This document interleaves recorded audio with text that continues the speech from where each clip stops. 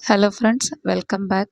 പുരുഷന്മാരിലെ സ്ഥാനവളർച്ച medically gynaecomastia എന്ന് പറയുന്ന കണ്ടീഷനും ഫാറ്റി ലിവറും തമ്മിലുള്ള ഒരു കണക്ഷനെ പറ്റിയിട്ടാണ് നമ്മൾ ഇന്നത്തെ വീഡിയോയിൽ ഡിസ്കസ് ചെയ്യുന്നത്.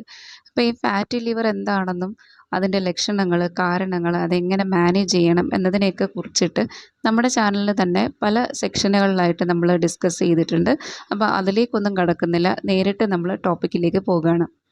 ഫാറ്റി ലിവറിൻ്റെ ലക്ഷണങ്ങളെയൊക്കെ കുറിച്ചിട്ട് നിങ്ങൾ ഒരുപാട് കേട്ടിട്ടുണ്ടായിരിക്കും. പക്ഷേ ആ കൂട്ടത്തിൽ ശ്രദ്ധിക്കാതെ വിടുന്ന ഒന്നാണ് ഈ പുരുഷന്മാരിലെ സ്ഥാനവളർച്ച അല്ലെങ്കിൽ ഗൈനക്കോമാസ്റ്റിയ എന്ന് പറയുന്നത്.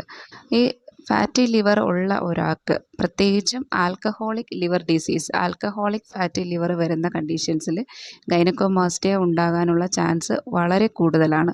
അപ്പോൾ ഇതെങ്ങനെ ഉണ്ടാകുന്നു എന്ന് നമുക്ക് നോക്കാം. സാധാരണഗതിയിൽ നമ്മൾ ഫാറ്റി ലിവറിൻ്റെ കോസസ് പറയുമ്പോൾ അതിൽ നമ്മൾ എക്സ്പ്ലെയിൻ ചെയ്തിട്ടുണ്ട്. എന്താണ്, ഫുഡാണ് ഒരു മെയിൻ കോസായിട്ട് വരുന്നത്.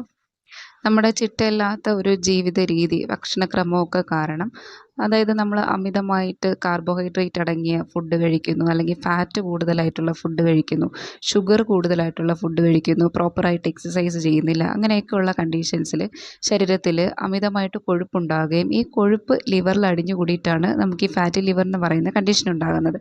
അല്ലെങ്കിൽ ഇത് ആൽക്കഹോളിക് ആയിട്ടുള്ള ആളുകളിൽ ഈ ഫുഡ് കറക്റ്റ് ആയാൽ തന്നെയും ഈ ഫാറ്റ് അടിഞ്ഞു കൂടിയിട്ട് ഫാറ്റി ലിവർ ആകാം. ഫാറ്റി ലിവർ ആകുന്ന സമയത്ത് ലിവറിൽ അമിതമായിട്ട് കൊഴുപ്പ് അടിഞ്ഞു കൂടുമ്പോൾ ലിവറിന് അതിൻ്റെ ഫങ്ഷൻസ് കറക്റ്റായിട്ട് ചെയ്യാൻ പറ്റാതായിട്ട് വരും. ലിവറിൻ്റെ ഫങ്ഷൻസിൽ ഏറ്റവും പ്രധാനപ്പെട്ട ഒരു ഫങ്ഷനാണ് ഈസ്ട്രജൻ മെറ്റബോളിസം. അതായത് നമുക്കറിയാം, ഈസ്ട്രജൻ എന്ന് പറയുന്നത് സ്ത്രീകളിൽ കാണുന്ന ഹോർമോണാണ്. അതിന് പകരമായിട്ട് പുരുഷന്മാരിൽ ടെസ്റ്റോസ്റ്റിറോൺ എന്ന് പറയുന്നൊരു ഹോർമോണാണ് കാണപ്പെടുന്നത്.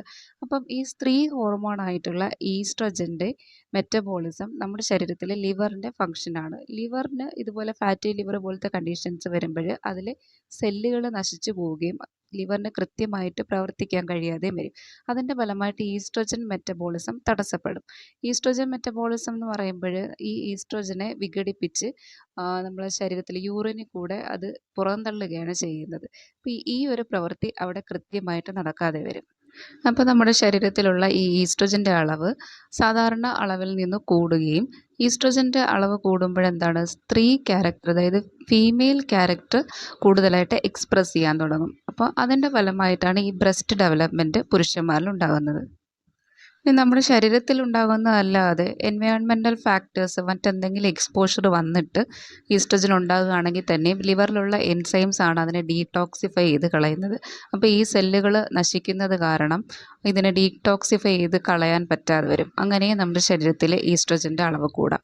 അപ്പോൾ ഈ ഈസ്ട്രജൻ്റെ അളവ് കൂടുമ്പോൾ ഫീമെയിൽ ക്യാരക്ടർ കൂടുതലായിട്ട് വരാൻ തുടങ്ങും. ഇനി അത് കൂടാതെ ആൽക്കഹോളിക് ലിവർ ഡിസീസുകളാണെങ്കിൽ, ആൽക്കഹോൾ അമിതമായിട്ട് കഴിക്കുമ്പോൾ ആൽക്കഹോളിന് ടെസ്റ്റോസ്റ്റിറോണിൽ ഒരു ഡയറക്റ്റ് എഫക്റ്റ് ഉണ്ട്. അതായത് ടെസ്റ്റോസ്റ്റിറോണിൻ്റെ അളവ് കുറയ്ക്കും. ആൽക്കഹോൾ അമിതമായി കഴിക്കുന്നവരിൽ ടെസ്റ്റോസ്റ്റിറോണിൻ്റെ അളവ് കുറയും. ടെസ്റ്റോസ്റ്റിറോണിൻ്റെ അളവ് കുറയുമ്പോൾ എന്താണ്, ആ ഒരു മെയിൽ ക്യാരക്ടർ കുറഞ്ഞു വരും. അപ്പോൾ ഈ ഒരു റേഷ്യോ കൂടുകയാണ്. ഈസ്ട്രജൻ ടെസ്റ്റോസ്റ്റിറോൺ തമ്മിലുള്ള ആ ഒരു റേഷ്യോ, ഈസ്ട്രജൻ ക്രമാതീതമായി കൂടും, ടെസ്റ്റോസ്റ്റിറോൺ കുറയുകയും ചെയ്യും. അപ്പോൾ അതിനനുസരിച്ച് അവിടെ ഫീമെയിൽ ക്യാരക്ടർ എക്സ്പ്രസ് ചെയ്യാനായിട്ട് തുടങ്ങും. ഫാറ്റി ലിവർ അല്ലാതെ പല കാരണങ്ങൾ കൊണ്ടും ഗൈനക്കോമാസ്റ്റിയ ഉണ്ടാകാം.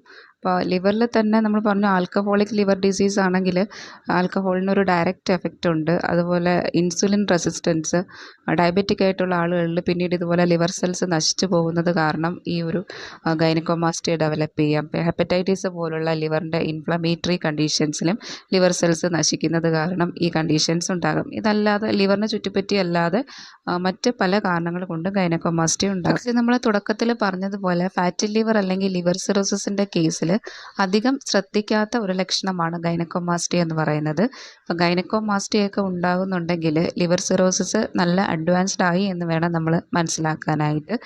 ഇനി ഈ ഗൈനക്കോമാസ്റ്റിയ, അതായത് ബ്രസ്റ്റ് ഡെവലപ്മെൻറ്റ്, ശരിക്കും ബ്രസ്റ്റ് ടിഷ്യൂസ് ഡെവലപ്പ് ആയത് തന്നെയാണോ അതോ ചെസ്റ്റിലെ ഫാറ്റ് ഡെപ്പോസിറ്റ് ആണോ എന്നുള്ളത് എങ്ങനെ മനസ്സിലാക്കാമെന്ന് അടുത്തൊരു വീഡിയോയിൽ നമുക്ക് ഡീറ്റെയിൽ ആയിട്ട് നോക്കാം.